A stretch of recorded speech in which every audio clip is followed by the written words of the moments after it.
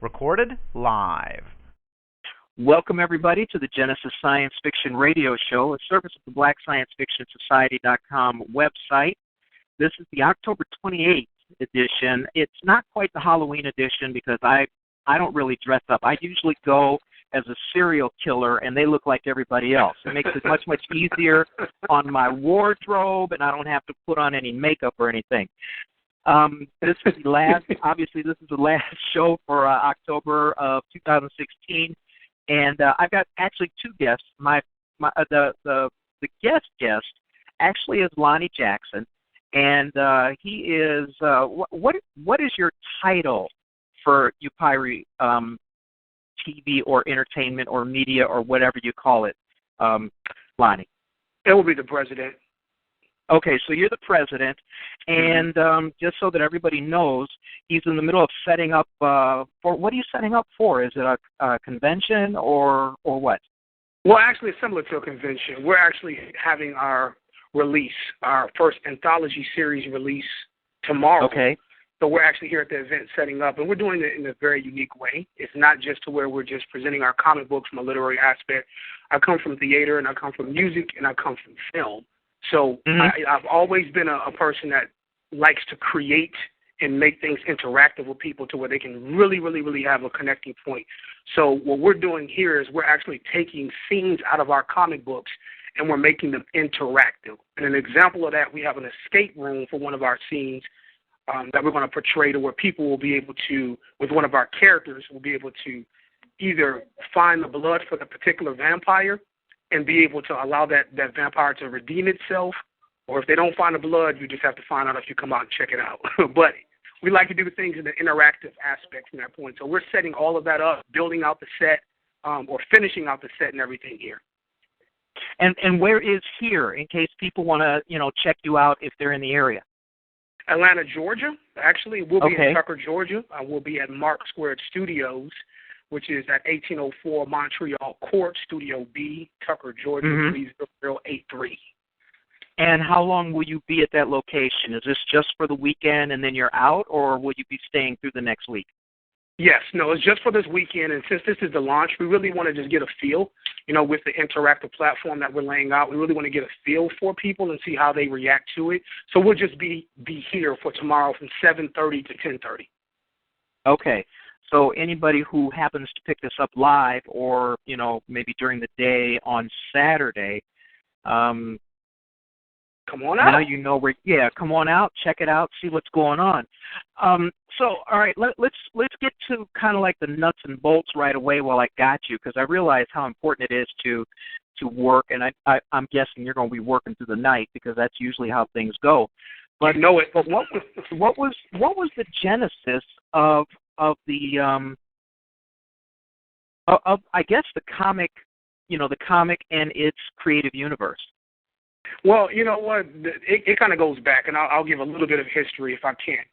When this idea came to me, and I will say this, Upyri is a character-based entertainment company that creates and develops characters and puts them through unique situations through literary works such as graphic novels, comic books, and novels.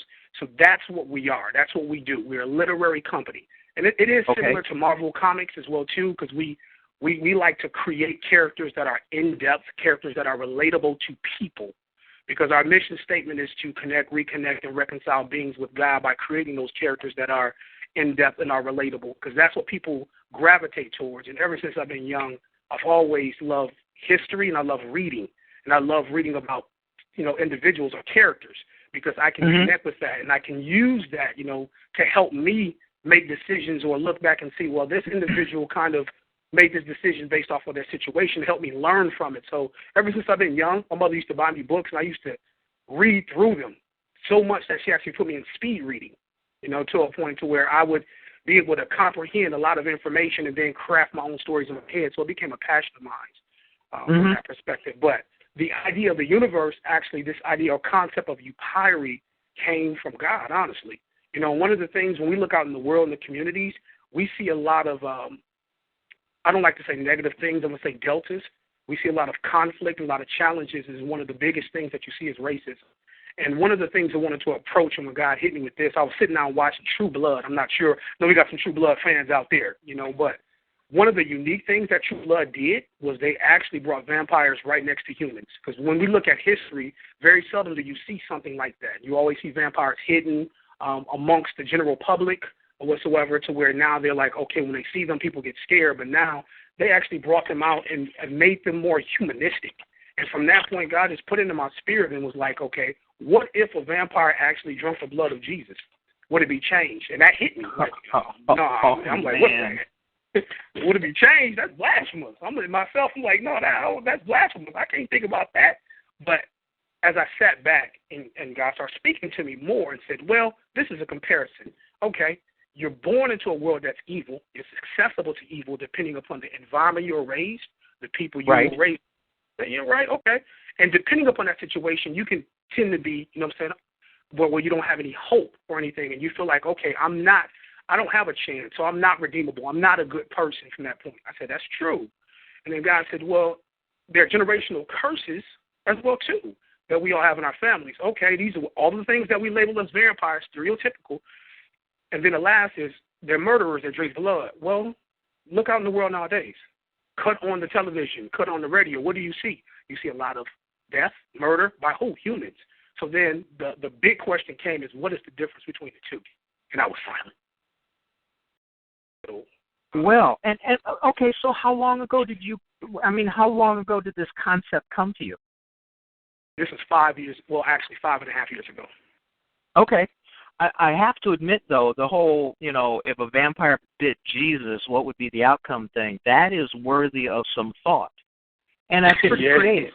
No, I'm serious, because when you think about that, the totality of Christianity is based upon, the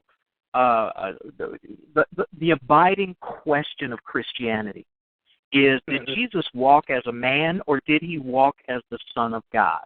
Okay, we have people who will argue that forever, but an entire, look at the gestalt of Christianity based upon that. You've got this Jewish guy who is the font, the source of Christianity. So that that's just interesting, and the fact that you said that was pretty cool, because just thinking about that that's a fun thought in terms of a creative universe, in terms of putting together, even the battle between good and evil. That's pretty hip. So you've got an idea that's got legs, okay? That I'm loving that, because it gives you some longevity. Plus, you don't get to paint yourself into a corner right away unless you really do something stupid and jump the shark. And I'm not saying that in a bad way, because most people never want to end up that way, but look at all the sci-fi TV shows that put together a premise and then paint themselves into a corner and have no place to go. What was that one that Halle Berry was in? I said that once again. The sci-fi show that Halle Berry was in. Where she was actually sci-fi. You're talking about? She went up in space and got possessed by some entity, came back, had a child. I'll look it up, but see, a show like that, painted itself into a corner and had no place to go. A lot of shows do that, and a lot of creative universes, people don't think out, well, how am I going to keep it fresh? How am I going to keep it live? How am I going to keep bringing something new? And just just that premise alone, I think that's pretty cool. I think that's very creative. And so I was talking to your right-hand person, M. Jason Graham, who is on the show. He's going to actually take over the interview when you have to go back and doing your setting up. But Exton. Yeah, okay, that's what it was. Exton. It's in the chat room. I've been admonished by somebody. Read the log, dang it. Like I don't have enough to do here. I got dishes. Never mind. But see, the thing is no, I'm serious, because MJ told me about you guys deciding early on that you're going to be a transmedia concern. Okay, Correct. a transmedia communications company. A lot of people Correct. don't realize that transmedia has nothing to do with advertising per se, but what it has to do is the multiple medium and the multiple opportunities, channels for presentation of your creative universe. And I think that is also forward-looking. A lot of people don't know what that is. A lot of people, they go transmedia, they're not sure what the definition is. But let's say, for example, you take your comic series, and being a transmedia company, you have the opportunity to create, let's say, an online game, an offline game. You can do television episodes. You can do movies. I mean, transmedia encompasses any kind of digital presentation of your creative universe. And so tell me, what made you guys come to that planning, that kind of focus early on? Well, that goes back to the whole trial and error. Like I said, we spent about 3 years, within this, kind of doing like research and development. It started off with that concept that was given. It started off as a web series. Then we tried to take it to a television series. Then we tried to take it to an actual film. We tried to do all of those different things or whatsoever. And it was very, very challenging because we were trying to take the same script and we were trying to utilize, because when you spend money, it's like, man, we don't want to go ahead and scrap this and start over. So we were trying to, basically take what we have and salvage. And that was a churn. But then we said, wait a minute. We can do all of these things here, but we have to find a proper way to do that. And one of the key essential things that we were missing, the concept, like you said, was great, but people were like, okay, what about the story? When we created these web series, it was like, well, what about the story? What is this about? So we took the fact that we had to go through all of that, as well as we took the fact that in terms of, we want to make sure that that we are sustainable. We took all of that and said, hey, if we want to put money, time into this, let's make sure that we create something that can last a very long time. So that's when we start exploring and looking at like the Harry Potters, the Lord of the Rings. These are some of the favorites, and start looking at their universes, even with Marvel and DC, their universes, and exploring and researching those and saying, you know what? We need to create a universe because this concept, as you were saying beforehand, is very big, but it needs foundation, so it needs a universe. So we created the omnibus. And I can let Jason expound on that. Now, omnibus is our own, what I would call our Bible. Okay. All right. So Jason, what was the again, the beginning of the Bible? Did you guys look at characters, story? Did you create the creative universe? What was the genesis of that, and where did that go? What was the foundation upon which you were building the transmedia different focuses of each kind of digital presentation? Well, it was really the concern, and we concerned ourselves with the idea of story, because we had an understanding that if a story has a solid foundation, then you can build pretty much anything on it, like regardless of what the medium is. You can build around it if the story is solid. So for us, since we have a center, and the center is having to do with redemption, me and Lonnie actually, 2013, we stayed up for like 4 hours, so like from midnight until 4 in the morning. And we came up with the 7 laws of Upyri that were basically these steps, or actioning these steps would lead a person to redeem themselves in a particular situation. So once we hammered out the 7 steps, then we had to decide how we wanted to tell the story.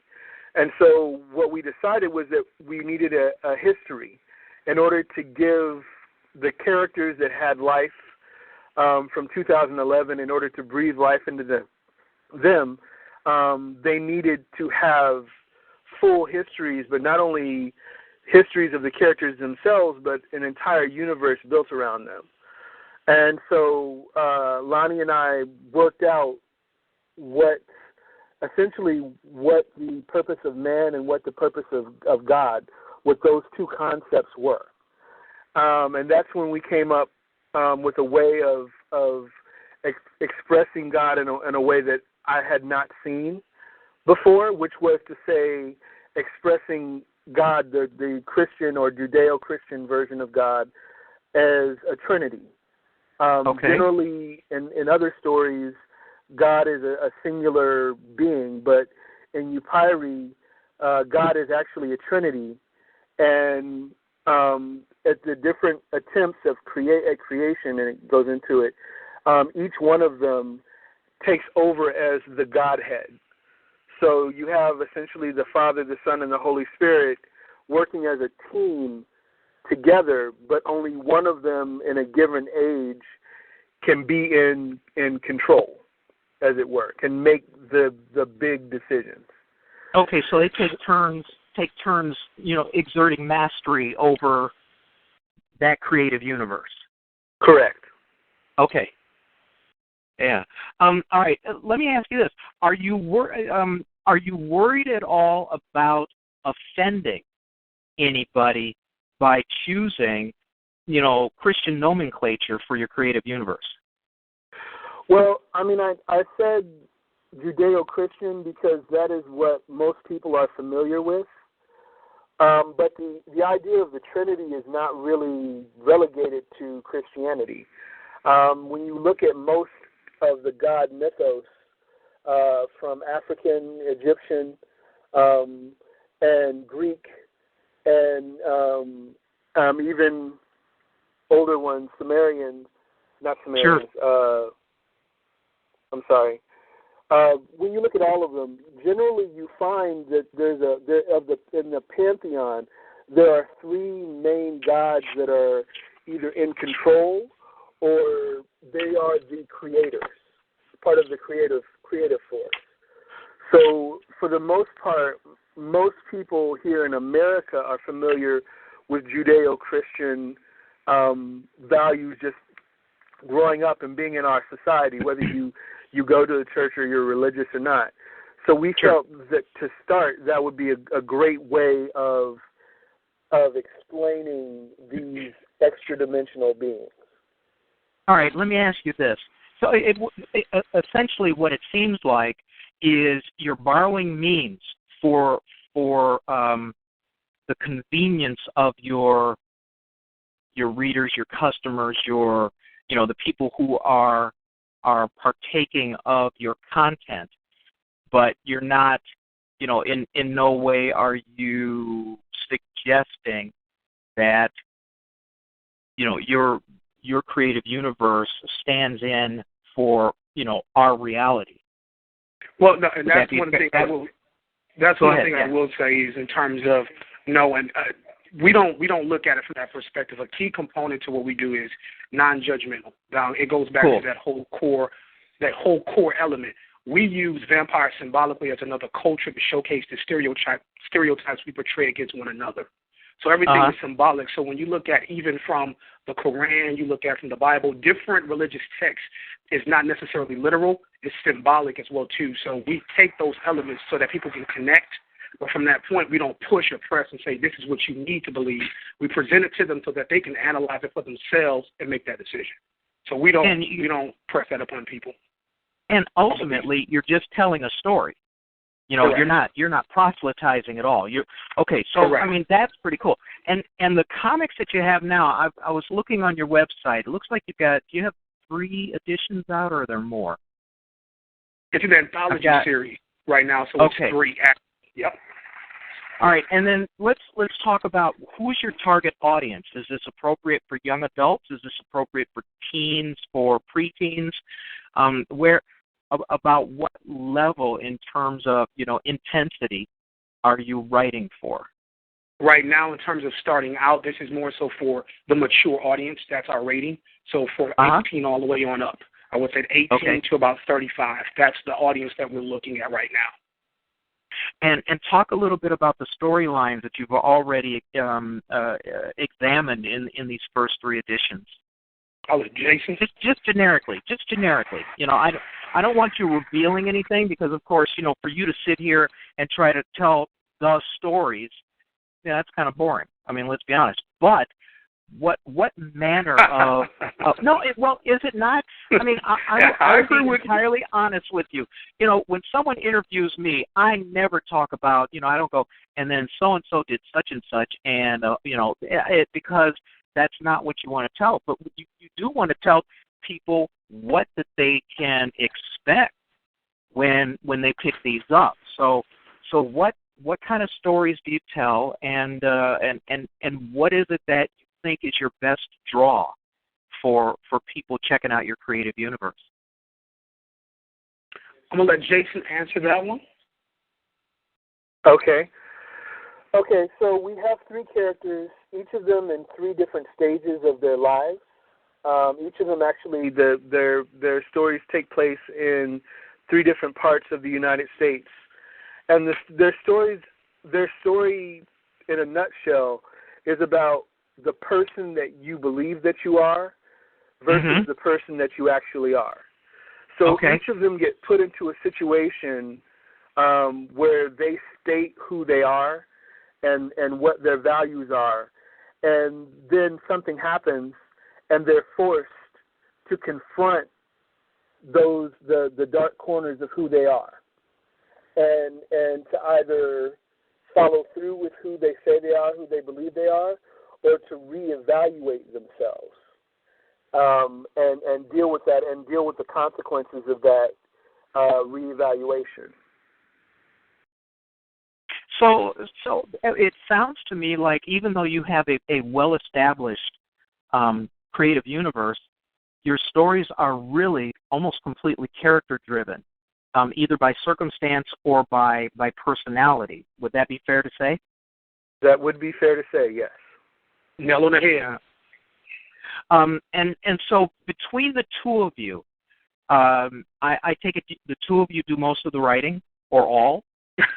No. No. That process, okay. Jason, you want to expand on that one, Jason? Yes. So what has happened is I'm responsible for writing the omnibus, which is essentially the history of the world of Upyri. Right. And then we select which characters we think would engage our target audience. And then we engage writers and illustrators during this process. Okay. In order to see what piques their interest, and then they pitch us, in this part of the process, they pitched us the story, and we got our heads together, because it's not just me and Lonnie that make these decisions. We're a company, so we have a number of department heads, actually. And so we reviewed the pitches, and then we selected these three stories, and based on these three characters. And the writers went from there. There was a whole writing room process where scripts had to be turned out. They had to learn about the Upyri universe, understand, for instance, how our vampires are different from other vampires, and how they interact in human society, as it were. And so understand the minutia. Also understand the minutia of who the characters are, and understand those characters' histories and who they are in that moment in their lives. So once all of that was done, a script was crafted for each one of the stories, and then it was sent off to production at that point, where, you know, artists get involved, editors get involved, and that kind of thing. So this has really been literally a 9-month process for this anthology that we started engaging writers in January, early, like right after the new year. Okay. Yeah. Yes, sir. Well, that's you know what? That's one of the things that Jason was saying, you know, just to kind of sum up as well, too, is, you know, we're really writer and artist driven. This world that we've created is not to a point to where we're the writers and we have to pull from it. We really want to engage different writers, because our universe actually covers a span of history. So from that point, hey, once we lay that continuity out, and that's the key thing, we lay the continuity, we want to be able to bring out multiple stories. And that kind of comes back to the transmedia platform. that we see that universe becoming that platform for us where we can actually pull out many stories, not through us, but through different artists. And we're able to bring these stories to life through all of these different artists and writers. Well, that was one of the things that I just noticed about that. Your creative process and your procedural process as a combination are exactly how people put together episodic television, webisodes, movies.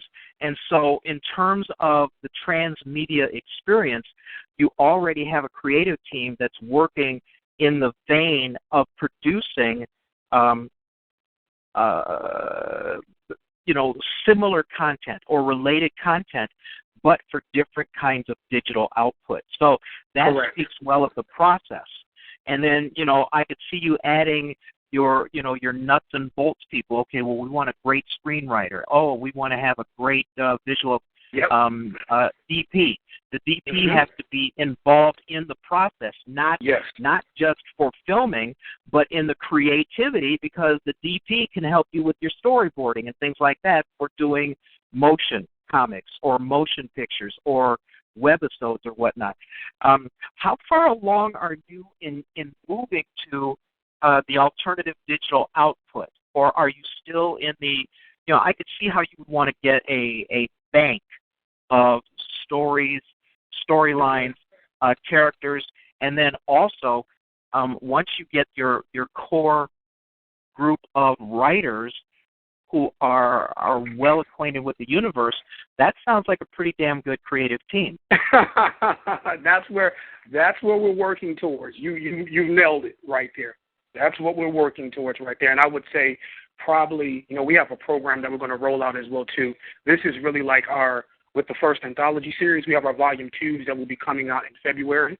And then at this point, we're going to also transition over to the transmedia element. We're going to actually have a 3D animated web series as well too that will kind of connect, some of the stories as well too. So I would say in terms of within a year, after the year is up, we would be ready, in terms of to move into that platform from a digital perspective. That's what we're looking and that's what we're forecasting. Yeah, see, and people should pay attention to the way you guys have planned this out. You've executed, you have already started to execute the campaign to provide an entire creative universe for for all aspects of this. I mean, you've got comics now. There's nothing wrong with, obviously you could do trading cards. You could do, correct. You've got 3D printers out there that could do all of your characters, and there are so many ways that people can present their artistic output, their creative artistic output, and most people are still, just because they're easier to encompass and easier to understand, they look at, well, we'll do comics, or we'll do 3D animated webisodes, or even Black Science Fiction Society is doing its first 3D animated feature, and that's off to Jarvis. But it appears that you have set out a very ambitious plan, business plan, but you've done it in a way that really makes it easy. It makes it as easy as possible, because you're giving your creative people the guidelines for creating all the way across the digital spectrum. And that's so important right there, is in terms of with art, we have to look at in terms of business. And that's one of the things in terms of we bring together from that point. We definitely are creative. It's 3 elements of the company. We're a creative entity. We're a ministry to where we help people, but also we're a business.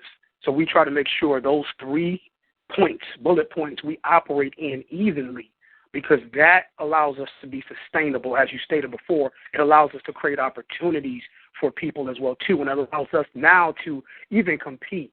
Because one of the things I come from is just an international business aspect, and Jason himself as well too. He comes from a writer's background, but also a business foundation, and that was important. Processes and procedures. How do we sustain? How do we create a product? And we took just from the production format. Like, okay, this is something that's standard. People have done it for years. Let's take this now and put it into a creative process. It was a lot of research and development, and it takes some time. But once it gets moving, just like with a Marvel, a DC, a IDW, a Dark Horse, an Image, once it gets moving, then it can sustain you for a long period of time. And that's what keeps our focus. That's what allows us to sacrifice, one, and two, really set. These are some of the examples that we follow and look at. It allows us now to plan accordingly, not just creatively, but business-wise, so that we can sustain and we can actually, obtain some type of market share to where we can actually have some relevancy and we can present our stories out to people. And not just, when we say stories, you said it early on and you hit it on the head. It's not just through comic books, it's graphic novels. If we want to tell a film, a feature film, what we have and what we've done is our strategy is to actually partner up with strategic partners. That's been done for years. When you look at, the studio and the filming industry, all they do is say, hey, we're going to take care of marketing over here, then you take care of the production. We're going to team up because that's what we do well. So it's the same philosophy. If we want to do a film, we're going to provide the core base. We're going to provide the actual screenplay or the story. We can get a screenplay writer and write it. We're going to pass it over to the production company. Now you all produce it. That's our strategy, is to align with strategic partners to keep us alive. Our core competency is developing the characters and the stories, but then we pass them along. So that's part of our tree or our model, as well. And I think that's important for when we start speaking on transmedia and for all other creators, because there's a lot of creators out there who are not able to sustain, and it hurts their passion. And a lot of times they give up or they step back. So I think that is important, is to surround yourself, like with Jason. He has helped me tremendously from a writer's perspective, as well as from a business perspective in this field, because I come from music, theater, and film. That's what I bring to the table here, as you were saying early on. So when you mix and match and bring in the right people with those skill sets, it also sets the foundation, because at the end, the people make everything move. At this time, how big is your team? How many people do you have regularly working toward, the means to your ends? The ends to your means. Keep it going. I know what you mean. I got you. I knew where you were going. And keeping it on track and producing. No, seriously, because this is not an inconsiderable task. And I know no one who has every single skill set it takes to do what you want to do. So I am curious, what size team do you have currently that's working on this? Two things. One is a core team. Our core team is 7. Sure. Our core team is 7. And we have several strategic partners, but our core team is 7. Okay, and then you're going to be smart and just bring in professionals to do nuts and bolts behind the scenes stuff when needed, but not keep them on full time, like MC Hammer was paying all them people to live up in his house when he wasn't touring. You got it. You got it. I'm serious, because one of the things that I help people develop their companies here in Chicago, all kinds of things, for profit and not for profit, and in large measure, when people get overly ambitious and they think, well, I'm going to do this, I'm going to do that, I'm going to buy, get all these people there, what I want to do is I want to tape them to a chair for a weekend and have them watch every single episode of VH1 Behind the Music, so that they know what not to do. Well, I love it too. Behind the music. They break down some things. I just will say this right here, because I just got to say this right here, because you hit the nail on the head. Perception is reality, and a lot of times, we perish because of a lack of knowledge. We don't know, and we don't seek from that point, and we don't have mentors. That's another key facet, is we have mentors, people that actually support, who have done things, who have operated and been successful. We have those. That's really, really, really, really important. We learned a lot on our own, but sometimes, you want to learn from people who have went through and avoid that experience of bumping your head so many times. Absolutely, but the other problem that we're still bumping up against is, as much as there are so many black people, in creative endeavor, whether they're doing comic books, movies, what have you, far too many of us still treat business as a zero-sum game. So like you guys would never, ever proselytize for my books, because every time I sell a book, you would feel that that book took money out of your pocket. And it's that kind of thinking that we have, and I'm not saying that you guys would, but I was just giving the example. If authors don't realize that if they help other people push their books, they're actually broadening their own audience. They're giving, the chances of making more money is there. So that's another tough thing too, because you have a lot of people out there who don't want to mentor, who don't want to help, who will not share their experiences because they think they're giving something away that's so vital that they're putting themselves at a disadvantage. So your thinking is good on that. I really like that, and which brings me to the question of, you mentioned your community outreach. Okay, talk a little bit about that. You didn't call it that. You called it helping people. But ministry. Your ministry. But yeah, please. From that perspective, just explain how that fits into the triumvirate that you've created. Well, it starts from the beginning of the story, as Jason said early on. The 7 laws that was provided. That's the foundation of the universe, stories, and everything. Those 7 laws connect to our mission statement. Our mission statement is to reconnect, connect, and reconcile beings with God by creating characters that are in-depth, relatable, and unique, so that people can understand and be educated. So that's our mission statement. And how do we do that is the question. Well, these are 7 steps that we're given. What are those 7 steps? There's confession, there's sacrifice, there's understanding, there's love, there's diligence, there's discipline, and there's obedience. So those 7 steps right there that are laid out, and it happens in different ways.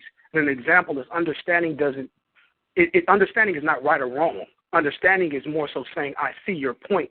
And when we have discipline, we're able to now agree to disagree in peace and leave without any grudges. So these are some of the lessons through the characters, but also in our culture with some of the things that we do. We pray.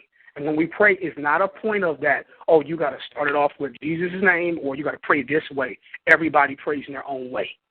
From that point, we open that freedom up at this point in time. Let's connect as a unit. So from the culture aspect, that's key. We spend time, together with each other. But also in terms of within our endeavors, like when we actually have our books, we'll be giving away, percentages, or we'll be giving away percentages of our books to different nonprofit organizations that are connected to us internally. One of the organizations, that we actually have internally is an organization that deals with battered women, as well as that deals with individuals or men who have been incarcerated and who are trying to transform. So it's a change and transformation ministry. Sure. And from that point, those individuals who are incarcerated, when they come out, they got to, be readapted back into society. So we'll be there to help them from that point. That goes back to our characters. These individuals have been through situations and circumstances, and the core message of what we speak is redemption. Redemption is basically to start anew. So now we give them that opportunity to start anew. So we share that through our stories, through our culture, as well as through the actions out in the community. This is how we actually minister to people. And even internally, we make sure in terms of we look out for each other. The village mentality in terms of when it comes to supporting and helping is very keen, meaning that people that come through Upyri, we do not look for them to stay with us. We're not a company to say, hey, you got to come in, you got to sign for us for the next 7-8 years. Nope. At this point, we need you to come in. We need you to get what you need to get, go out and help somebody else. And even when people come in like artists and creators, we don't just pay them money and say, okay, go about your business. We give them ownership of some of their works. So these are just some of the methods that how we operate when we look to minister to people. I mean, it's so good to hear somebody doing that. I just started a new thing with another friend of mine who was putting together a program for non-violent conflict resolution. You can't just pull a gun and bust a cap at somebody's butt just because you're angry. Yeah. Well, a lot of people, let's get down to it. You go through elementary school and you go through high school, and especially in our communities, resources are scarce. And when you look at scarce resources, you don't get the kind of, well, I don't want to say ministry, but you don't get the kind of education that allows you to figure out a way of resolving conflict without getting so violent. It's the equivalent of the kind of training that a preschooler gets when the teacher tells a kid who's really, really upset and crying, and they say, well, don't cry, use your words. Tell us what you're feeling. What's making you so sad? And after that preschool and that kindergarten part, we don't address how people can resolve the difficulties that they have as kids in a way that is constructive. You know, so I am so happy to hear that, and I'm glad that the philosophy permeates your entire business model too, because that's rather unusual. A lot of people are worried about, well, let's get the money. You know, we want, and let's protect our stuff to the extent that, you know, we're going to have somebody sign some sort of Donald Trump-esque non-disclosure agreement so nobody ever knows you even work for us, you know, that sort of thing. Instead, it sounds to me like you put together not only a creative universe that's inviting and inclusive, but you are also welcoming other people into that universe and into your philosophy of the, you know, the business model that you put together. So that all sounds great, man. And so let's talk a little bit more about the event. At the event, you're rolling out? Well, you tell me. Tell me the totality of the event. What are the top 3 things that you want to accomplish at this event? Number one, we want to make sure that our product connects with the audience. That's one. Okay. Number 2, we want to make sure people have a dynamic experience. Number 3, we want to get. You want to generate. Wait, let me go back. So what you want to do is you're generating an exciting environment so that people can, be fired up about not only the actual content, but maybe the overall strategy that you have in creating and promoting your universe, right? Absolutely, that's the experience. Okay. Absolutely. Okay. All right, and the third thing? The third thing is getting feedback, because that's one of the key things I think is important amongst any business model or just growth. You got to get feedback. Mm-hmm. Those are the core elements there. And so, what is your background that made you put together, the two of you probably put together the brilliance of your approach, so that A, you didn't forget anything that's really vital in terms of building a transmedia experience, and 2, how did you know to do this? Okay, so were there trials and tribulations? Was there trial and error, or were you just very methodical? Were you both trained, or one of you trained in terms of putting together a business? Because this is not common, your approach. Well, in terms of overall, to be honest with you, it's really all of what you stated. It's really the experiences. Like me and Jason are both methodical, and there's others as well too, such as Rafael, Danielle, others. Not to mention, we all come from diverse backgrounds and all of our experiences, and we happen to bond on a core element, which is we truly believe in helping each other. So to sum it all up, it's all of these experiences from all of these groups of people. And from my perspective as a leader, I've went through a lot of different experiences. I transitioned industries, from, like I said beforehand, on the artistic level. I transitioned from music, from being a spoken word artist to an MC, all the way on down to theater, directing, producing theater, all the way down to doing live shows, promoting shows, all the way down to going into film, acting in film as well as producing film. And Jason has been a writer across the board as well as an actor. He's trained as well too. I'm trained as well from a theatrical aspect. So it's the experience, it's the skill sets, but it's all of these different trials that we've all went through. And that to me is the core. It's all those trials and the ability to come together and the ability to be able to agree to disagree in peace, and be able to look at everybody's perspective and come to a solid decision. That's what got us to this point. That right there. And it's unity.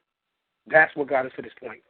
I can pinpoint key things, but it's nothing individual I did. It was the group. So basically what you did was you learned from every experience you had, good or bad. Mm-hmm. You're absolutely right. Well, a lot of people don't. A lot of people give up. And what was the big? I mean, obviously you've had a lot of experiences, but early on when you were starting to do, all of these things in these various creative fields, what was it that sustained you? And did you have enough setbacks that you learned from them and made you want to go further instead of giving up? Because you mentioned, those people who give up earlier on. Oh, yeah, that in terms of the biggest thing in my life, to make it simple, is when I was age 11, I tried to commit suicide. I momentarily died. And then when I heard the voice of God, however, people want to describe it, I heard the voice of God that told me my time was not done from that point. That moment changed my life. And from that perspective, from then, anything that I did, I stayed with it because I knew I had a purpose. So really, it's a purpose-driven life from that point. So I had an optimistic perspective. When you hit the ground that hard, you can't look anywhere but up and see the optimism and see the good behind it. So that formulated my mind to where I always look at positive regardless. Yes, I get frustrated, like everybody else, but at that same point of time, I always can see the good behind it, and that's what I thank God for. Man, that's quite remarkable, especially to go through an experience like that at 11. There's a backstory behind that. We don't need to know that, but to have turned it positive at that young an age and to understand, the gestalt of this is not your time to go, and that there is so much more ahead of you that you really can't check out at this point. That's pretty significant for an 11-year-old. Yeah. Yeah. Sometimes, but that's what makes you, is when you're able to. All of our roots and everything starts when we're young. That's when we're trained. That's when the fertile ground of our souls we're able to absorb, and then they become those seeds become now roots that dig deeper and are watered from that point. So it depends on your environment, how you were raised, who you were around from that point. And I was blessed to be around, dynamic people. That's another facet. Your environment. I was blessed to be around that to where I was able to take that in and shield me, even amongst all the other bad elements that were around. So like you were saying early on, I learned from my mistakes, and I learned how not to react in my well, let me take this back. I had reacted to my mistakes, and I had mercy on my life. But from that mercy, I learned the flip side and say, you know what? If I'm provided mercy, I need to give mercy. And if I understand that if I'm provided mercy, let me take a step back. Let me control myself. I got into martial arts when I was younger, which that really, really helped to direct and guide my emotional output, which ultimately allowed me to really, yes, there you go. Now you get what you're saying now, you get into the 7 lessons. We described on this call about 3 of them already. Hey, I don't have a problem with that at all because, no. Let me tell you why. Different people respond differently to different situations. And the best that you could say about somebody is let's say they had a bad experience, but they learned from it and they turned it into something positive. And again, that goes back to how we're taught to deal with life around us, as a young child on up through, especially during, turbulent teens when you have so many changes that are happening to you, that sometimes it's hard to be able to guide yourself. Let me ask you, what kind of support team? Well, first of all, where did you grow up, by the way, Lonnie? Flint, Michigan. I'm a Flintstone to the bone. Flint, Michigan. Okay. And then, did you? I mean, how long were you there? Were you there through your elementary school time? 24 years? Okay. 23 years. All right. So you basically grew up in Flint. Flint is a little more turbulent than people would know. I mean, the only thing people know about Flint now is that, some stupid-ass Republican guy trying to save $100 a month has irrevocably damaged people through lead poisoning. Situation. It's very. I apologize for bringing the politics in it, but here's the thing: penny wise, pound foolish. There's no excuse for what happened there, and a certain political party has attempted to denature the EPA for about 30 years, and so people were not warned in time, and I despair of the kids who are, who have had, lead-tainted water going through them at such an early age because brains are fragile. So, I mean, when you talk about you growing up in that area, it was at least during a less toxic time. I mean, other than it's still to try to take yourself out at 11. I'm wondering, once you got past that, what kind of environment were you in? How nurturing was it? How supportive was it for you? Well, it was an environment. I always say I have brothers and sisters, and when I say that, not blood. I Right. just have that bond. Sure. Like, Jason is a brother to me. That's why he's an extension of me. I'm an extension of him. And I was placed around people who had that understanding and that love. And then I had solid godmothers and godfathers, and in my own family, in terms of my mother and father, after they went through certain things, I was placed around people who shown unity, people who were stable in terms of within their emotions, that were able to guide and direct me. That's part of the mentorship. So I was put around that environment. But another key thing that helped me is sports. I played sports. I was in the music. That's why I'm so passionate about those things. Those things propelled and kept me. And when I look at sports, just like I look at arts, I look at basketball. I play basketball, soccer, and football. When I look at those, I don't see the physical element. I see life. I see working with 5 guys or 4 other guys on the basketball court saying, play your roles. If you play your roles, we're going for the championship. If we play our roles, we'll win, because now I'm strong here, we're going to sacrifice. Another one of the 7 lessons. We'll sacrifice for the betterment of the team. We'll be disciplined from that point. When I look at football, 11 guys, 10 other guys, hey, we're going to sacrifice, we're going to work. I look at life. I don't see in terms of, I got to get mine. Never did. So that's what kept me. So from when I was young, being put around that environment, when I got into sports, that was like therapeutic. When I got into the arts, it was therapeutic. So that was the culmination, the foundation building right there. Sure. And that's the environment I was placed in. Yeah, and then how soon or long after your Flint experience, and maybe you moved away, did you get to the point where you were putting together the Upyri transmedia endeavor? Well, that was I was 23. I didn't start that until I'm 37 now, so I didn't really start that until I would say I was 32. So about 7 years or 9 years more so after. And let me ask this: did you have the inklings of being a content creator like that earlier, or was this something that came to you, in your 30s? Because in my example, I wrote a trilogy of books, excuse me, starting in 2001, and had never done anything like that before. So I didn't have an inkling that I was ever going to be a writer. It wasn't something as I was coming up that I thought I would ever be. In your case, did you have that in you, or did you come by it as an expression of who you were going to be and what you were going to create from a business perspective?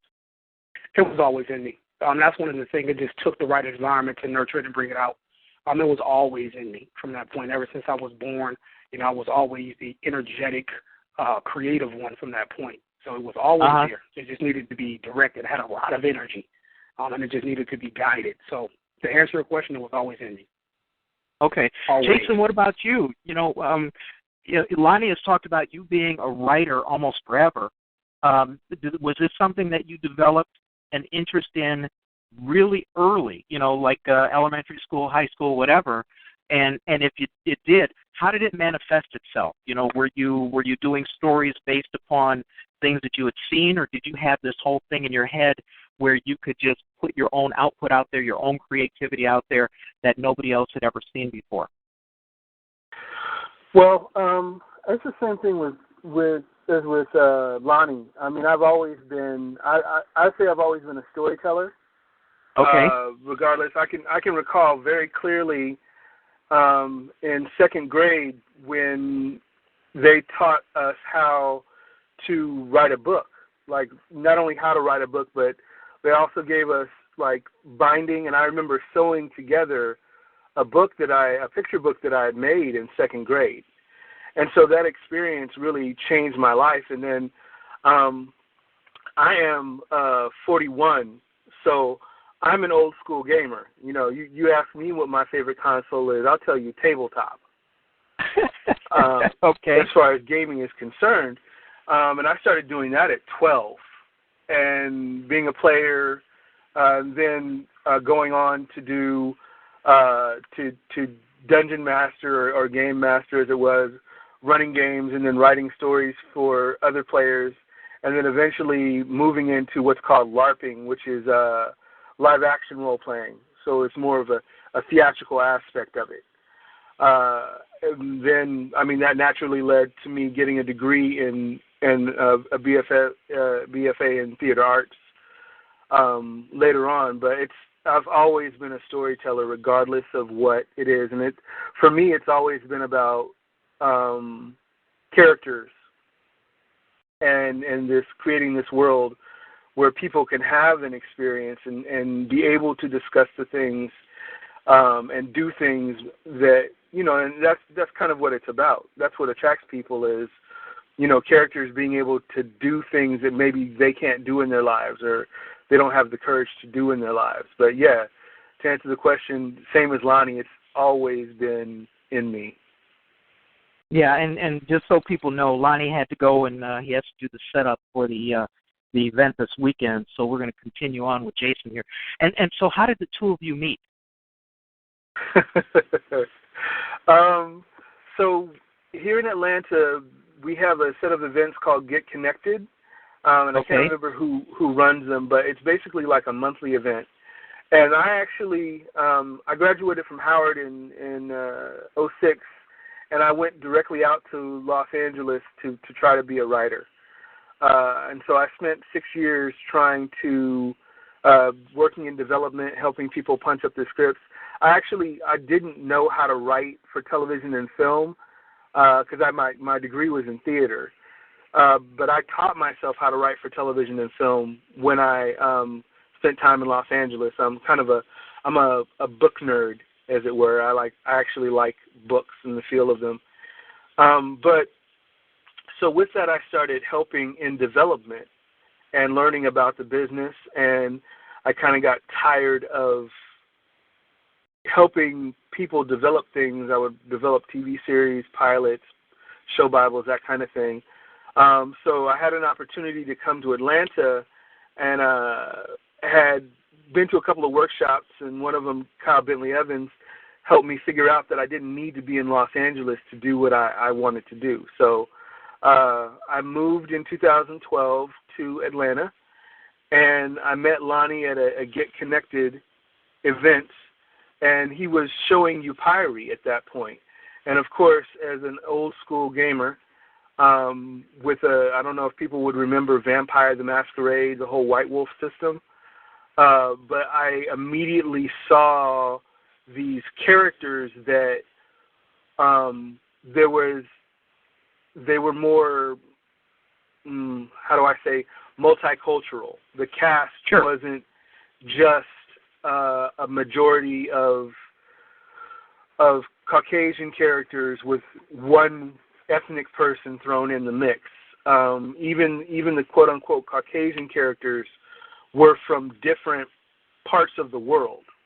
So they all had their own backgrounds and histories. And so coupling that with the presentation that he had done, I was like, man, I know vampires, I understand world building, and I was looking for an opportunity to prove myself as a writer. And they had a web series, already had 2 episodes. So I immediately engaged him and was pretty much on him for 2 months. And then I became a part of the writing team at the beginning of 2013. I was a staff writer for the web series. That's not a bad story. And let me ask you about how when you were out in L.A., was it, and I understand the experience of doing a lot of things for other people, and then, you know, you don't necessarily get your own recognition except as a mechanic. You know what I mean? fixing things for other people. Go ahead. Yeah, it's Los Angeles is very. There's Los Angeles and then there's Hollywood. Right. And I didn't quite break. Well, I wasn't quite able to break into Hollywood, and there were a number of factors that went into that. But the main thing for me that I found out that Los Angeles didn't work is, as far as a writer is being concerned, the stories that I wanted to write, they weren't interested in. Not probably. It goes back to what you were saying earlier when you're discussing the business model and how Upyri is different. And that's part of the reason why Upyri is different from our standpoint, the seven, the core team, is that we didn't want it to just be about business. Right. For me personally, stories have to engage me and connect with me. It doesn't have to be deep, but there does have to be some kind of lesson learned and some kind of journey that's traveled for the characters, not just the protagonist, but also for me. I find the antagonist is important for him to also, he or she to also have a journey that they're traveling, a place that they have to get to. That just wasn't the case in Los Angeles. I found myself doctoring scripts. I found myself trying to build these interesting characters and these interesting series that could explore these different things.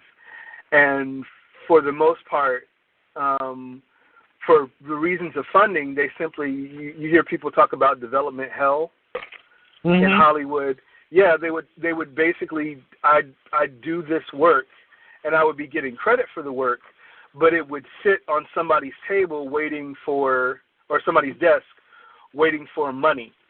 So after I spent about 3 years doing that, my best friend from Ghana actually, he asked me if I wanted to go, and I'd never been to Africa before, and I took the chance and went and had a life-altering experience.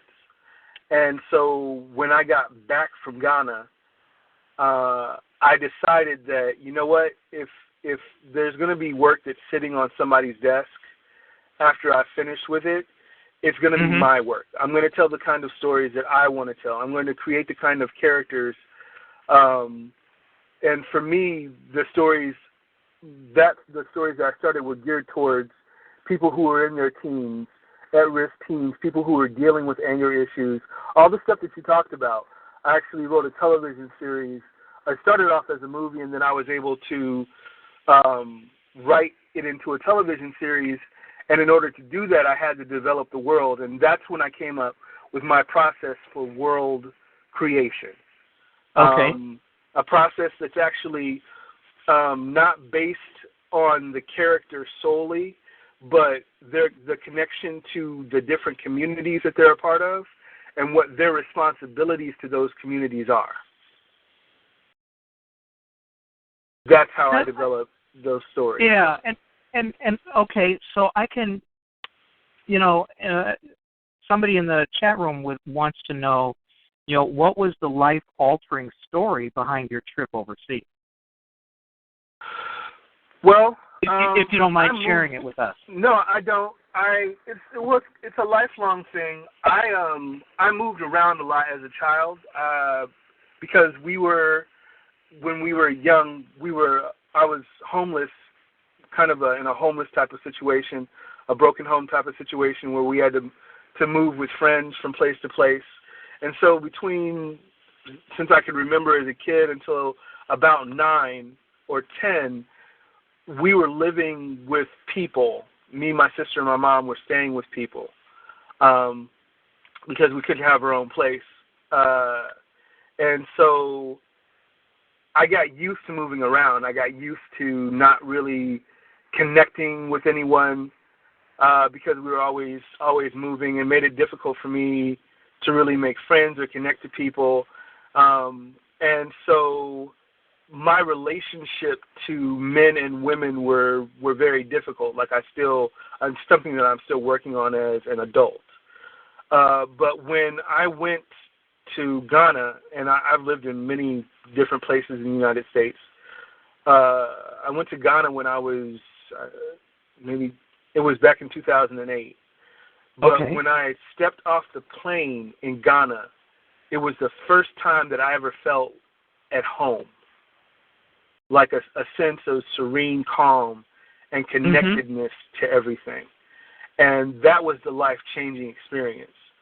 And I encourage everybody, but especially those persons of color, especially those persons who are descendants of Africans, to go to Africa and to experience it for yourself. Don't just take what you see on the news and in the media at face value.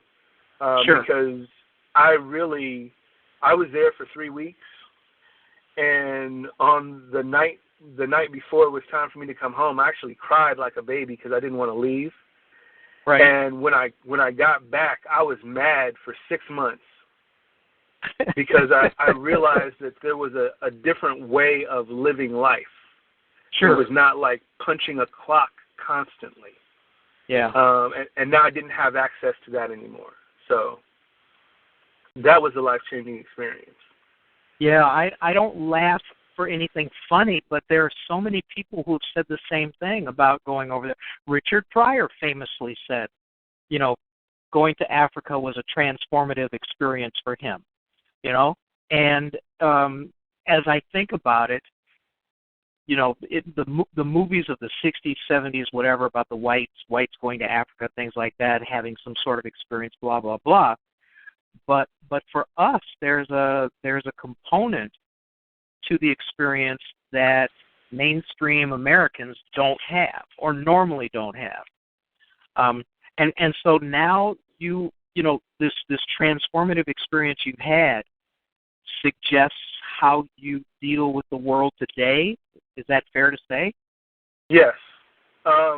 Very much in the way of, I have an international, I don't even have really words to describe it, but whenever I encounter an individual, I find myself fascinated with who they are and how they came to be. Mm-hmm. And I think that curiosity was always there, but I didn't have the language for it, and I didn't have the experience to explore it without being intrusive. Because I was quite an inquisitive child, and I would simply ask a question, and sometimes it would be considered rude, and other times it would get a laugh. But I really, and that's also the kind of model that we've built for the Upyri universe. It was very important to us to not just take an approach, even though we use kind of a Judeo-Christian, not a lens, but kind of a covering, a reference for the audience. Everyone should understand that the history of Upyri spans the planet. So depending on what volume the omnibus you're in, what time period it is, we have 7 characters, 7 antagonists, 7 protagonists in each of the 7 volumes throughout history that are kind of the major movers and shakers.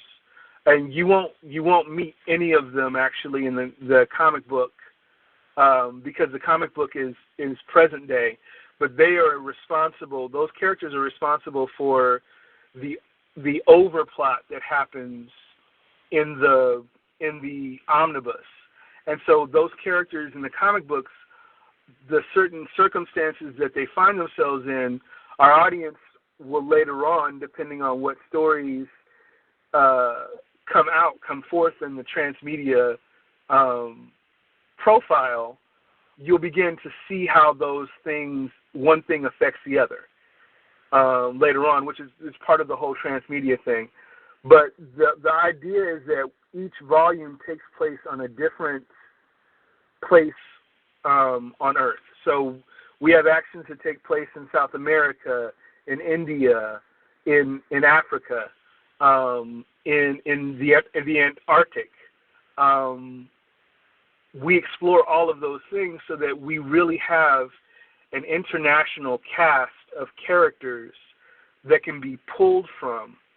so that if somebody wants to tell a story of, for instance, something that I discovered going back to the Bible, the Apostle Thomas, Doubting Thomas, he actually established a church in India.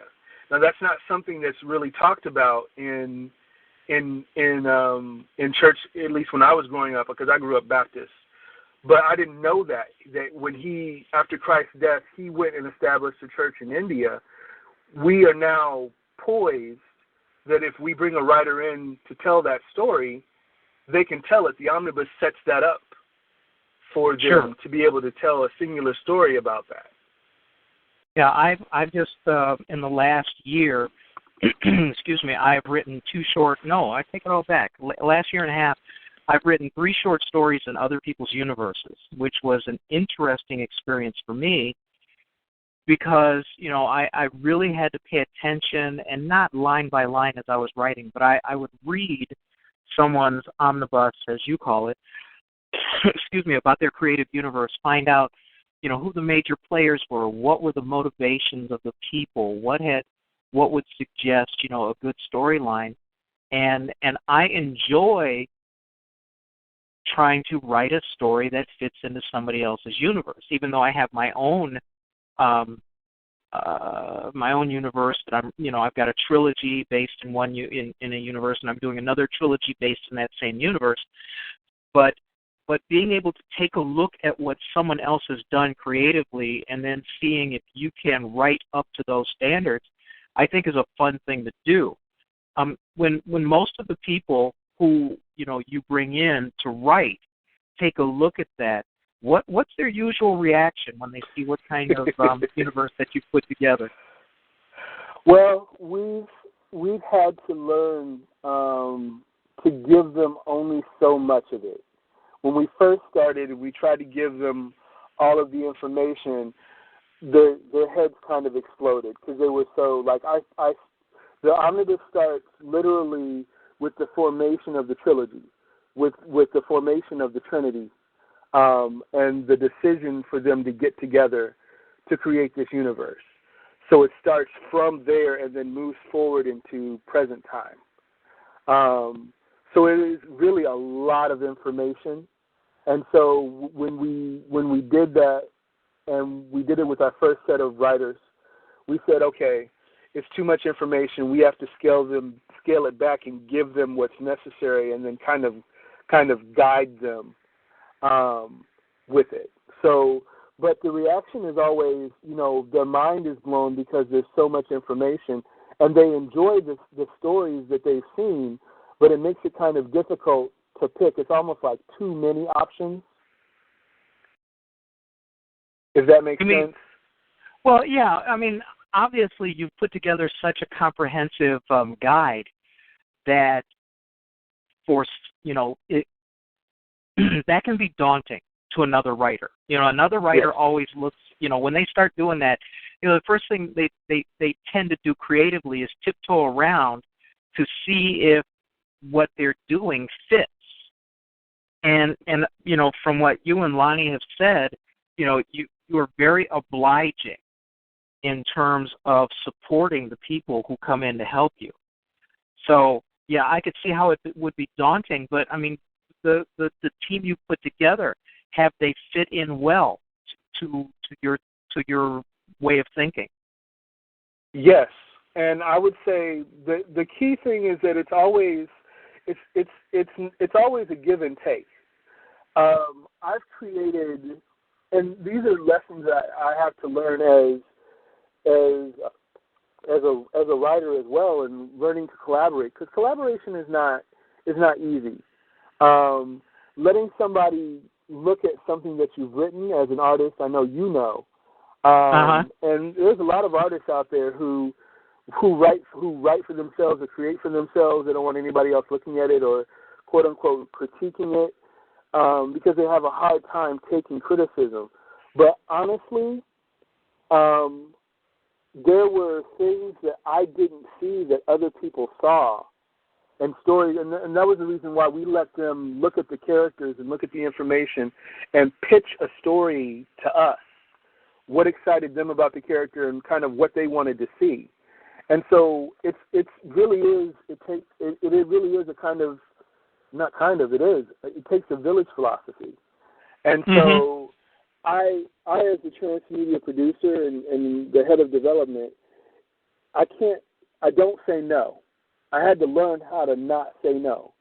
There are things that are unwritten, and of course, that leaves the creativity open to where I think about this and I go, well, maybe I didn't see it that way, but the question is, does it make for a good story, and does it interrupt the continuity of the Upyri universe? So those are the two questions that I ask myself, and when I look at it through that lens, it becomes more open. The universe opens up, and we're able to tell. I mean, even though it's vampires, we're able to tell love stories. We're able to tell stories about friendships. We're able to do comedy stuff that's funny. I mean, we can still do horror because, as we said, it's about people. It's about characters, and how they interact, and how people interact, and being as honest as possible. So it's been a wonderful experience, and I've grown with it. Every new writer that we come in, and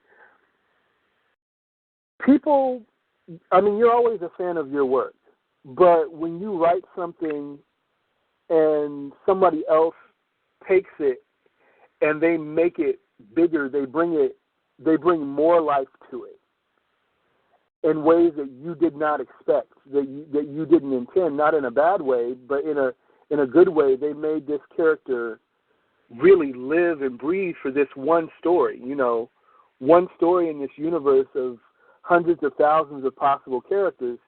It really is fulfilling. Okay. And now let's look toward the future, because you're kind of at the ground floor of where you are now. And the brilliance of creating a transmedia communications company with your creative universe is brilliant. It's just brilliant. I had someone offer me $450,000 a year to do some advertising because I understood transmedia better than most people. And when we look ahead in your business model, you've got the 3 anthologies now. What's the next step for digital output? Are you looking in terms of a web series? Are you looking in terms of a motion comic? Or I heard Lonnie say something about a graphic novel. Did he mention that? Yes. Yeah, he did. So what's your next progression? What's the next step? Well, Upyri itself is a literary company. So we have another anthology that's coming out in February that Lonnie said. He said that earlier. So the second anthology, that's the kind of the continuation of the story of who these 3 characters are.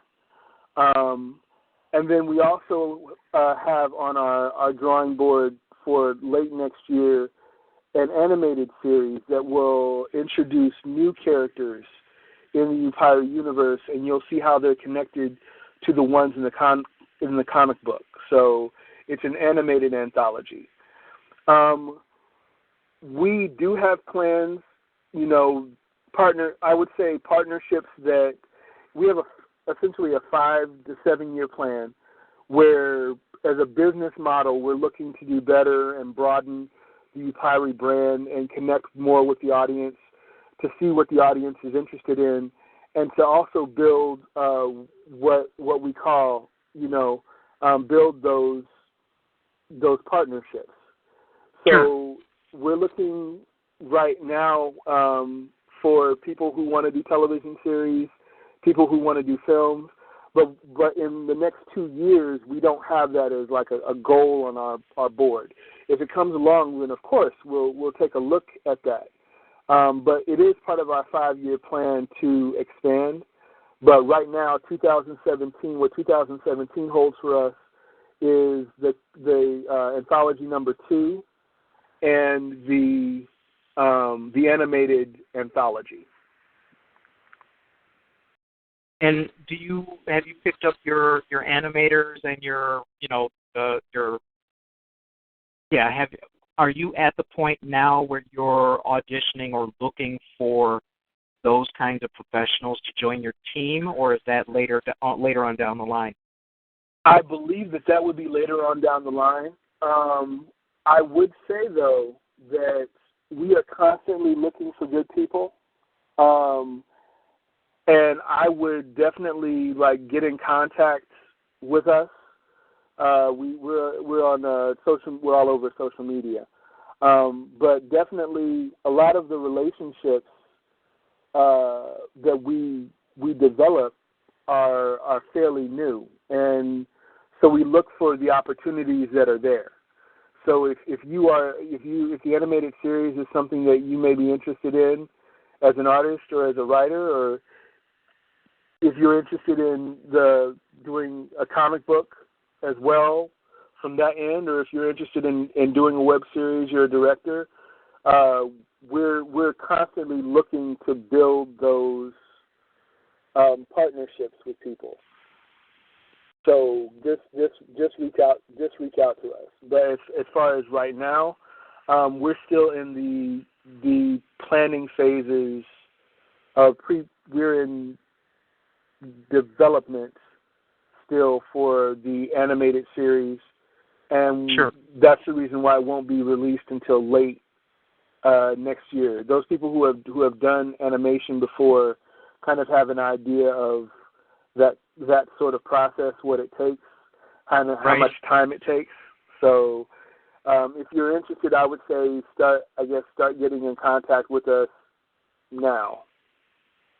That's great. And obviously, since you take a team approach, if people fit in and understand what you're doing, they have an opportunity to be getting in fairly early on in the process. Yes. Everything is and this is so important, and I think you were talking about how we have certain challenges, especially as a community of people, particularly people of color, particularly those termed African American or black folks. We have a hard time working together because we feel like I have to protect my intellectual property per se. And I'm not just talking about writing, but I also mean my experiences as a person. I need to be able to be the focal point and the center to where everybody comes to me for the answers. And I can tell you that if any of us in the Core 7 had that ideology, Upyri would have fallen apart long ago. This is not in any business, not just Upyri, but no business can survive for long with the brain, what I call the brain trust, when the brain trust is left up to a few core individuals, especially because it's entertainment for the most part, and that's the kind of business. I'm talking about how the business is labeled and marketed. Sure. You constantly need to bring in fresh, young people who can be passionate about it and who know how to communicate with the audience that you're trying to reach. Sure. When you look at Star Trek, when you look at Harry Potter, when you look at Star Wars, those properties are driven by young people. People who, of course, were young at the time and remain passionate throughout their lifetime, but also people who were young and then passed that passion on to their children, to their grandchildren. That's how companies stay in business for generations. And so the only way to do that is to not only reach out to your audience, but to embrace young people in a corporate setting and listen to the feedback that you're getting from them. It's so important. what about locations? Do you work with people who are not in the Atlanta area? It's so funny. When I say that the company has an international perspective and an international business model, we mean just that. We do have illustrators that are here in Atlanta, but we also have illustrators from Korea. We had writers from Iceland and from France. We really take an international standpoint, and we embrace everything and everyone, because good stories are not just told here in the States. And as a business model, especially if you want to look at, for instance, Hollywood, you'll notice that films now, unless you can sell them internationally, unless it's a story that people can connect to on an international level, they're really not interested in it. Big budget films, they don't have to really be successful here in the States, but they have to be successful internationally. Right. You want to get that foreign distribution, because oftentimes foreign distribution is what reimburses you for the cost of making, especially these big blockbuster type movies. Exactly. So you may get somebody who doesn't act very well, like for instance, in Arnold Schwarzenegger, and that's no shade toward him. He's an excellent businessman, and he has a name that allows him to get funding for his movies, small films, without Hollywood, just based on the fact that he's Arnold Schwarzenegger and that you can sell that anywhere on the planet. That's true. But those are the things that, from a business standpoint, we have to be interested in. I was one personally who, Lonnie talks about the stuff that I've taught him about story, but he taught me a lot about business. Because if you can't do this for a living, then you're stuck working a job that you hate just for the idea of your art. And while that may sustain you in your 20s and early 30s, I can tell you from experience that in your 40s, it doesn't drive the engine very well. It becomes very difficult to do and tedious. So that's something that I wish I would have had a mentor that could have reached me concerning it in my 20s, so that things would be different. But you learn things when you are supposed to learn them, and then action them when you need to. That's my belief, anyway. I can't find anything to argue with there. In putting this together in the last few years, tell the people, what was the most significant thing that you learned about putting together an effective team like this? Because it doesn't just happen by magic. Or let's put it this way, it happens so seldom by magic that it's almost, you can't even describe it, I don't think that it happens by magic at all, being a part of it. I think that it's very much, people think that it happens by magic because they're not watching you in your daily life and your daily grind. Very few people are. And so all of a sudden, you become famous or you get on people's radar. But it's just like, what you were saying with the true Hollywood stories and VH1 behind the music. Yeah, behind the music. It's years and years of work.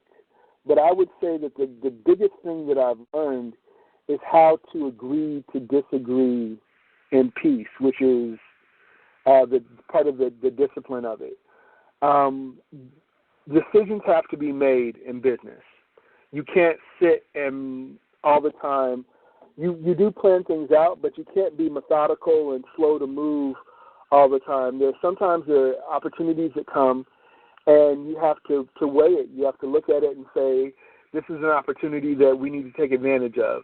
And at that point, you need to be able to move quickly. And when you have 7 people who have 7 distinct life experiences and have 7 different viewpoints, you're not all going to agree. And even if you do agree on a course of action, you're not going to agree for the same reasons. So you have to be able to, if you get outvoted, you have to be able to accept it and then work within the spirit of the agreement. And there have been plenty of times, because Lonnie has more experience in business than I do, where I get upset because he's an artist, but I'm an artist, but he's a lot cooler than I am, I think. I become very, very passionate and very, like, you know, the pitch of my voice goes up and the octaves, and I'm all about protecting the continuity and protecting the story, and how could you make that kind of decision? And okay.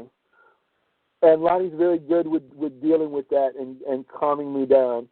But there have been times where, you know, I don't really agree with this, but then it comes down to, do I trust Lonnie or not?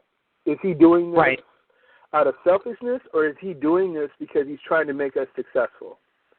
Sure. And at that point, it's like, well, he's doing this because he's trying to make us successful, and I trust him. So then you move in trust. Right. And that's what, in business, that's what you have to do. You kind of have to move. If you think about the character of the person that you're with, that's one of the things, too, is that I don't do business with people. I don't associate people with people whose character they make me question. Sure. So, and that's how we all move.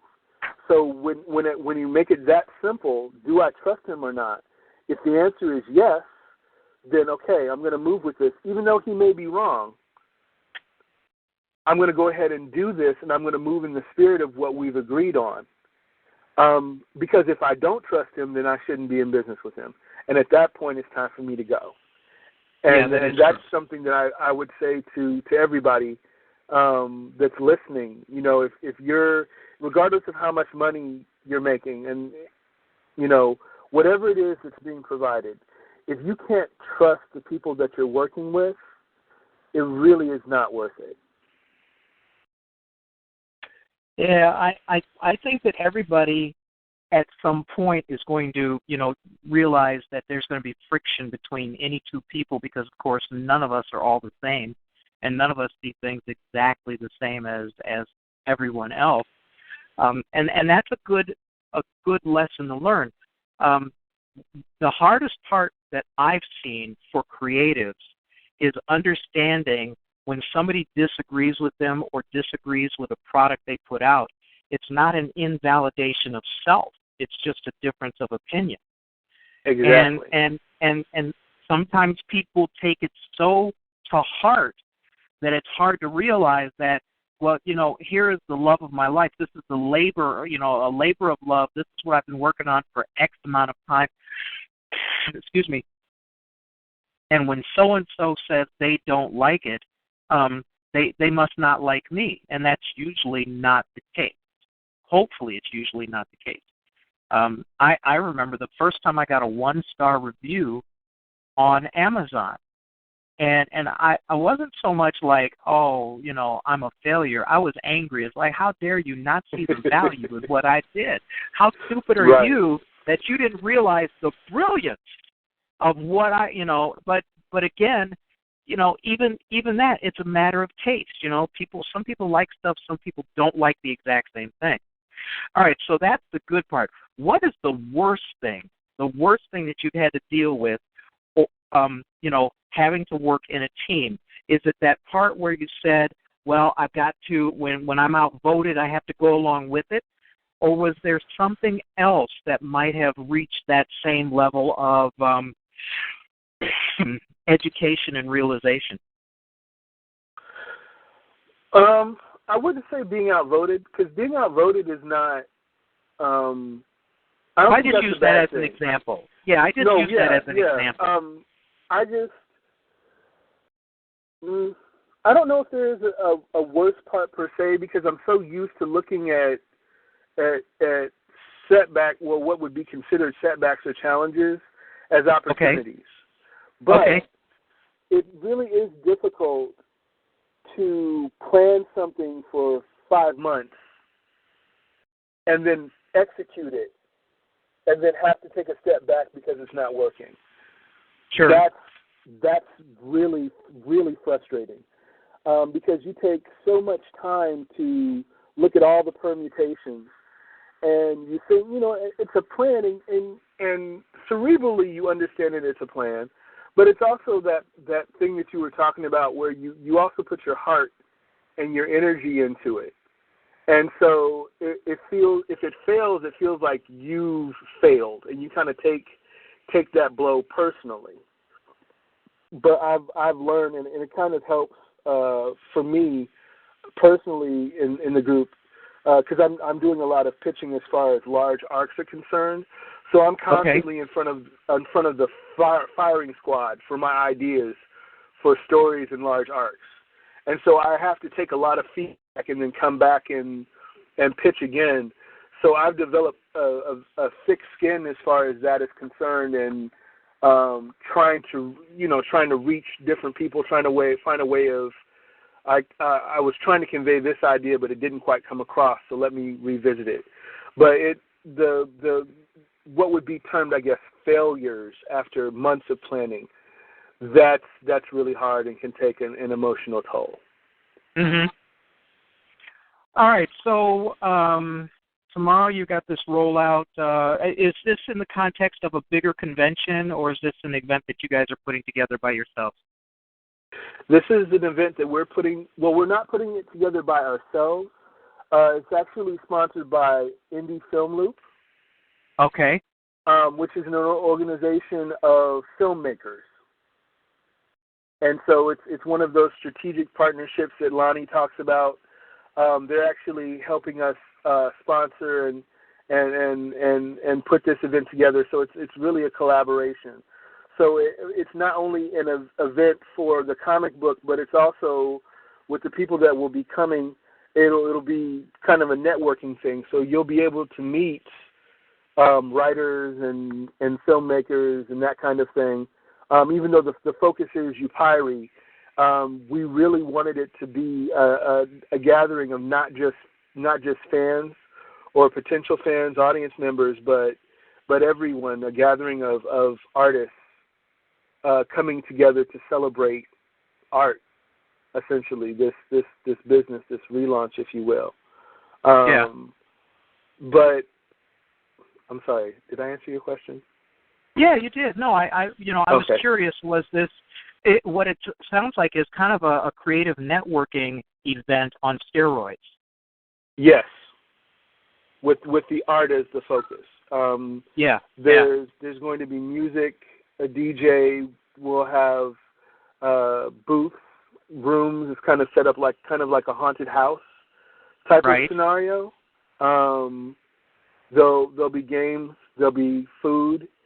There'll be places where you'll be able to talk. You'll be able to interact directly with me and the members of the creative team as well. So you'll be able to ask us specific questions, or if you want to take pictures with us.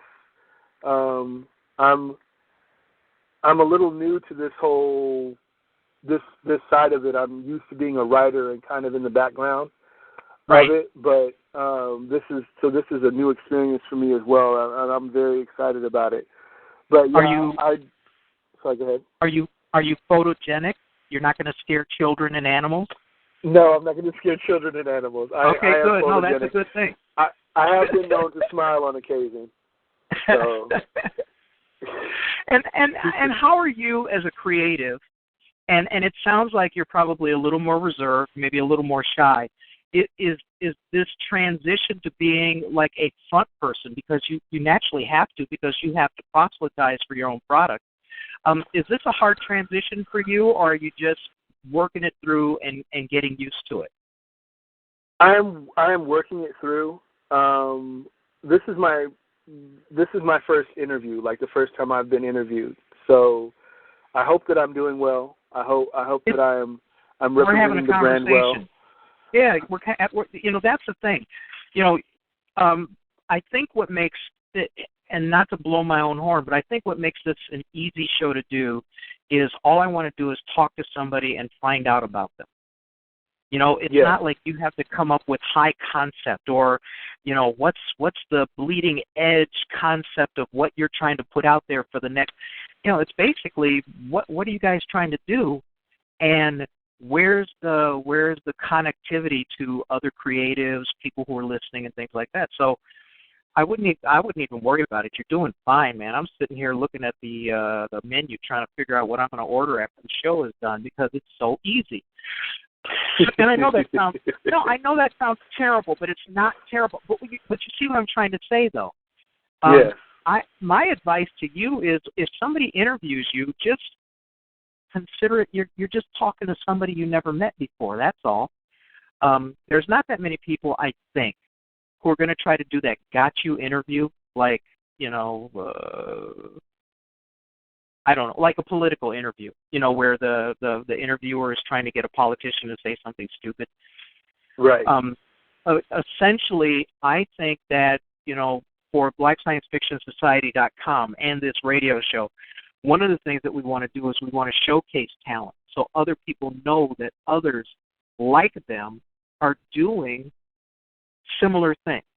And then maybe you'll say something about, man, that was such a pain in the ass, this thing, and somebody's going to go, later on go, oh, wait a minute, Jason said, I remember Jason saying X, Y, Z, and it helps because I think, excuse me, we're all content creators, or at least a lot of us are. All right, so what are we trying to convey? We're trying to convey what it takes to rise above the background noise and hopefully get that notice that will get people to take a look at you, because there are thousands of people writing comic books. There are thousands of people, probably, I don't know, millions, thousands, anyway, of people who are writing books, who are writing short stories, who are creating, who are animating, who are doing webisodes. There are so many people creating content out there. I think that the one universal constant and the one universal challenge for all of us is trying to find a way, to have lightning hit so that somehow explosively people discover us. And if we're good enough, if we've created well enough, if we ply our craft well enough, people are going to pay attention. So, that's when I get interviewed, that's the thing. If I get interviewed on TV or on the radio, I rarely have 12 minutes. Rarely. 6 to 8 minutes, maybe 10 minutes is about average, right around in there. So to have the opportunity to be able to talk about your work, what it means to you, who you are for a couple of hours, I think does service to trying to get what you do out there. So, as far as you worrying about how you're doing, I think you're doing fine. I haven't seen anybody make fun of you in the chat room, so, Oh, believe me, they do. I had one crazy ass, well, anyway. So, when, it's good that, I think the best thing that people can take away from this interview is that you all had a bigger plan. You had a plan that had legs. You had a plan that was bigger than just doing some comic books, and that you are actively putting together a team to execute that plan. That's a huge thing. And for people who don't understand what transmedia is, look it up. Take a look at the current definitions for it. But essentially what it boils down to is creating content that is distributable in multiple types of digital distribution. So it's not just a comic. It's not just a short story. It's not just a graphic comic. It's a web series. It's a 3D animation. It's a commercial, because even commercials can tell a huge story. Look at what Budweiser did with those damn frogs. Right. You know what I mean? That had a creative life of its own, and it was basically selling a product. So if you catch fire like that, normally it's not like lightning, like with 50 Shades of Grey and that piece of crap writing. What it is it's good planning from the get-go. And so you guys have decided exactly how you're going to present your stuff. You're going to present it in as many ways as possible, with as many variations as possible, and that just makes sense. And I think you can learn from that.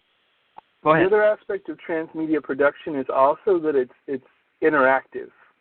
Mm-hmm. So you're not just essentially feeding the audience or feeding their appetite for content. You're also looking and being strategic about the responses that you're getting, and you are kind of tweaking your plans for the interactions and where things are going. You're looking to meet your audience. It's not about going to your audience per se, as it is about drawing your audience out and meeting them halfway. Sure. So that it becomes an interactive universe, really, and touching them on all different. That didn't come out right. Interacting with them on all different kinds of levels. On different kinds of levels, but no, touching them. Okay, visually. Maybe you have some music involved. I mean, remember, all of this kind of production is evocative. I mean, how many people are going to remember the music they grew up with in high school? Everybody. Right. I listen to hard rock tunes. I'll get in an elevator and something from, some crazy-ass rock band is now Muzak in an elevator, and, it just makes me want to cry, So, but you want to have legs. You want to have an enduring legacy like that, and I think that appropriate planning from the front, at the very beginning is probably the best way to do that. Exactly. So when you think about where you're going to be, let's say 5 years from now, what do you think is going to be already out, and where do you think you might be applying your efforts down the road? Do you mean as far as Upyri is concerned? Well, no, as far as your business model, because you have a pretty well thought out business model. Let's jump ahead 5 years. Where do you think that model is going to take you? Well, because of the different aspects of it, like I want to move into education. Because I think that the part of the idea of the art is some of what we were talking about, developing the thin skin, or the thick skin, as it were, and the understanding of the fact that if somebody doesn't like something that I've created, that it's not a personal thing. Right. I think that stems from the fact that there isn't the focus put on the importance of art, at least that art and artists have been devalued. Or let me say, if you cannot automatically connect your art to commerce, then it's not as valued, it's not near as valued.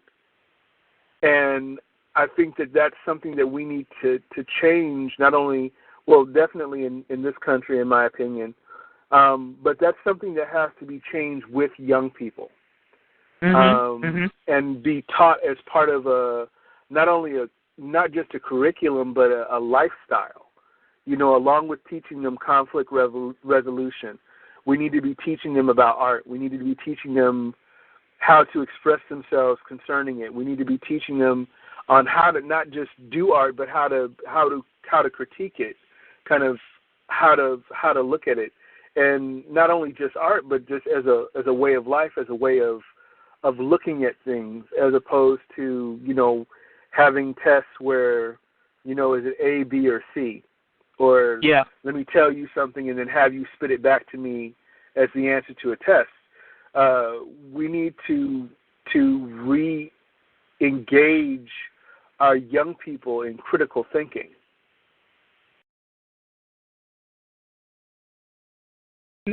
I agree. I mean, education is tough. First of all, it's underfunded.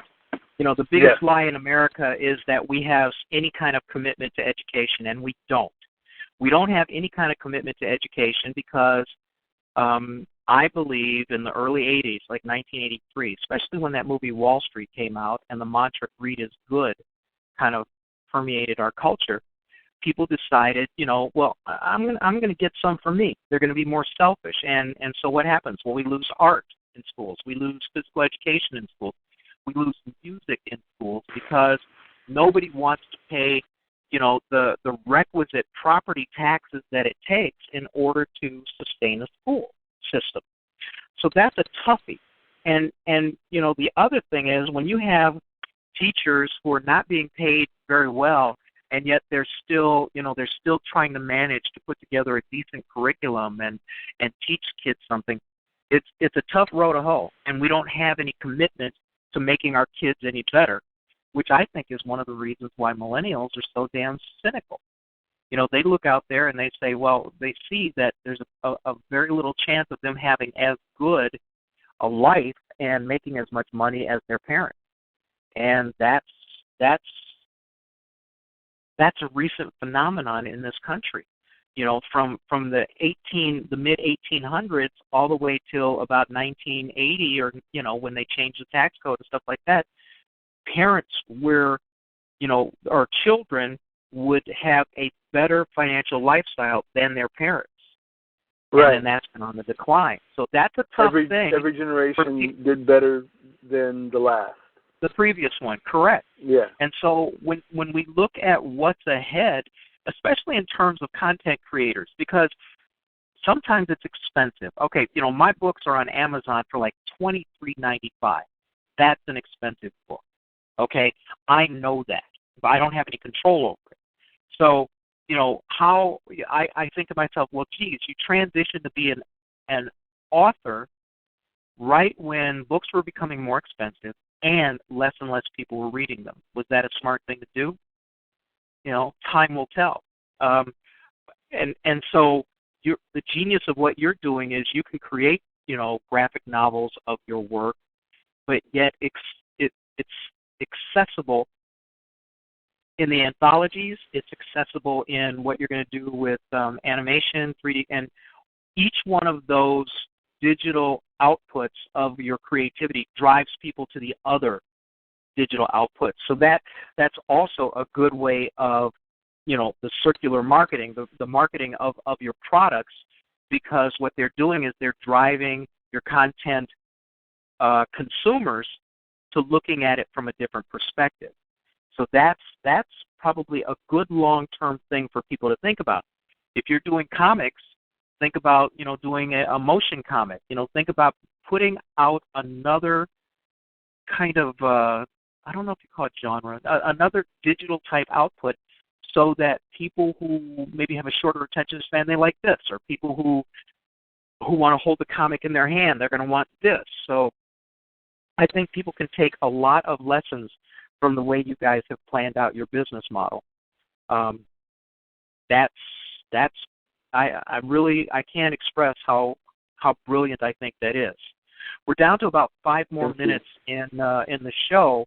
Is there anything you would like to bring up or you would like to say to the audience that's fairly important about what you do? And it doesn't, I'm not saying, oh, we're going to be showing up at blah, blah, blah, blah, blah, blah, blah, but, something a little more deep than that.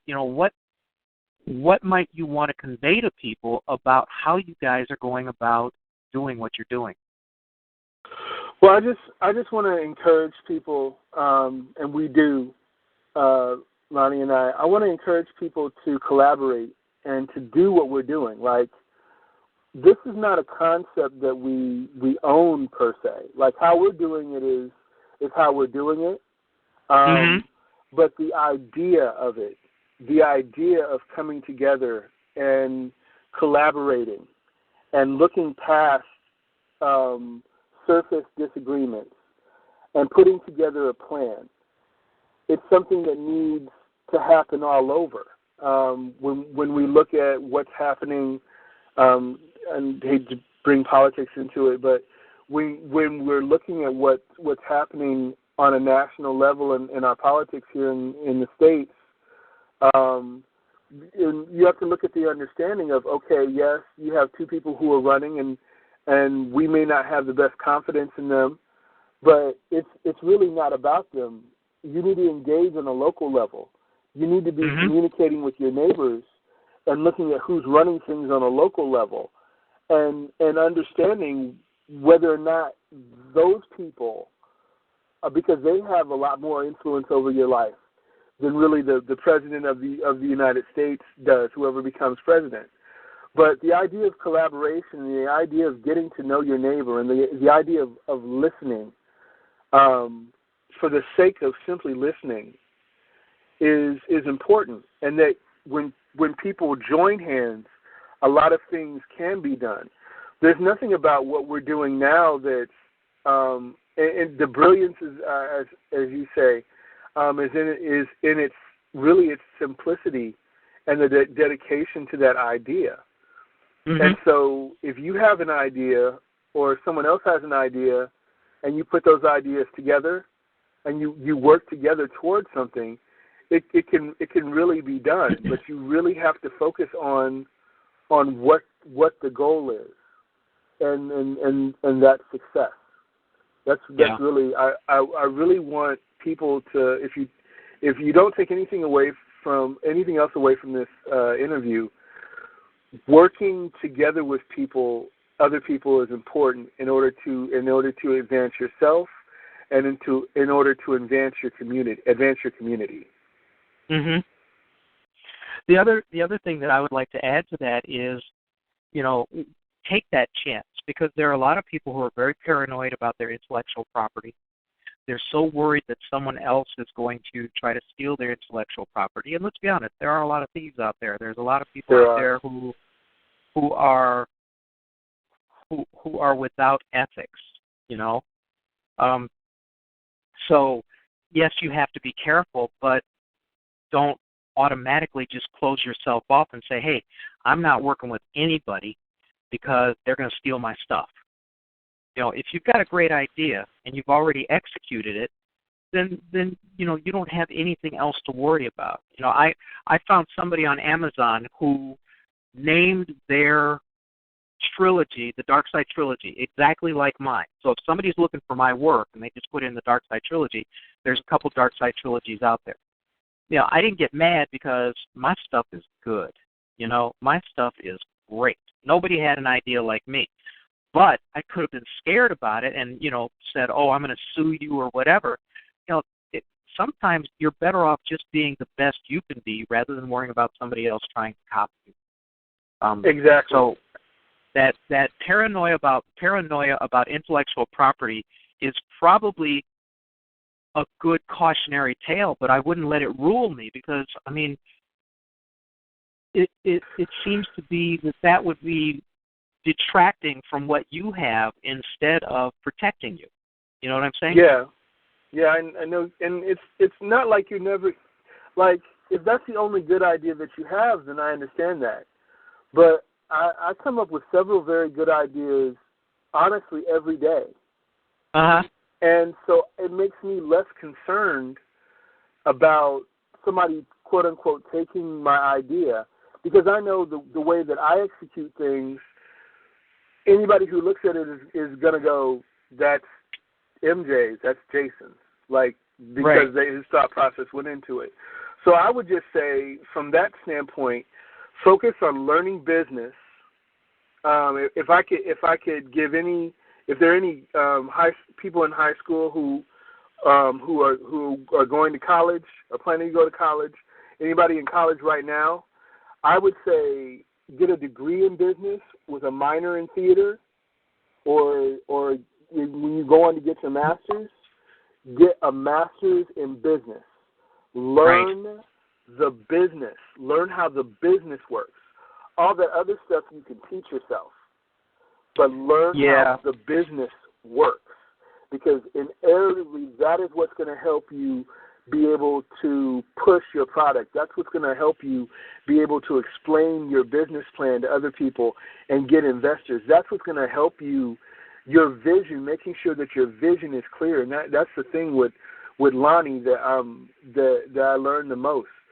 If it's all in your head and you can't articulate it and get people energized about it in the first few moments of talking about it, right, it's going to make it very difficult for you to bring the people to you who are going to be willing to work with you just on the strength of your idea.